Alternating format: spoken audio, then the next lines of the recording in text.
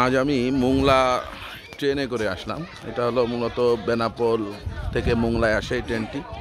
আমি নোয়াপাড়া থেকে এই ট্রেনে করে মোংলায় আসছি। প্রথমে অবশ্য আমার আসার সময় করা হয়নি ভিডিওটা, তাই যে এখন করলাম, মনে হলো একটা দেখাই। স্টেশনটা আমার খুব ভালো লেগেছে, নিরিবিলি জায়গায়।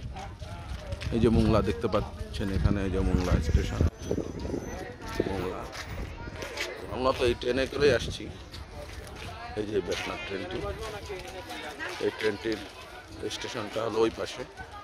আর ইঞ্জিন এখন ঘোরাচ্ছে, ইঞ্জিনটা ঘুরিয়ে এনে সামনে দেবে, তারপরে মূলত ছেড়ে দেবে। ছেড়ে ট্রেনটি ছেড়ে আপনার এসে যাবে, আপনার বেনাপোল যাবে।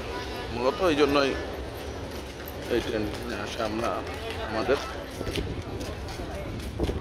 আমি আজকে শুধুমাত্র এই ট্রেনের ভ্রমণ করতে আসছি।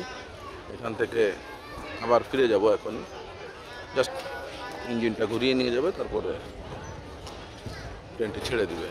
একটা নতুন স্টেশন, এই সম্প্রতি এখানে ট্রেনটা উদ্বোধন করেছে, ভালোই লাগলো আসতে। এটা একটাই ট্রেন চলে, লোকাল ট্রেন। হয়তো আগামীতে আবার ঢাকা থেকে ট্রেনগুলো ছাড়বে, পদ্মা সেতু যখন ট্রেন চালু করবে পদ্মা সেতু দিয়ে, তখন।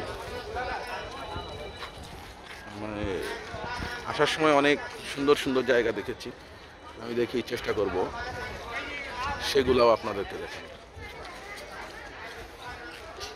সেই সময়টুকু আমাদের সাথেই থাকুন। এটা তো এই পাশ, এবার আমরা ওই পাশ থেকেও দেখতে পারি ট্রেন। এই যে ওই যে ইঞ্জিনটা ঘোরাচ্ছে, মূলত ওই যে ইঞ্জিন ঘোরাচ্ছে। এটা সুন্দর একটা স্টেশন, একদম লক্ষিং, খুবই নিরিবিলি শহরে একটা কোনায়। মোংলার একদম নতুন স্টেশন। এই যে নতুন নতুন শহরটা ওইদিকে, মোংলা পোর্টটা ওইদিকে।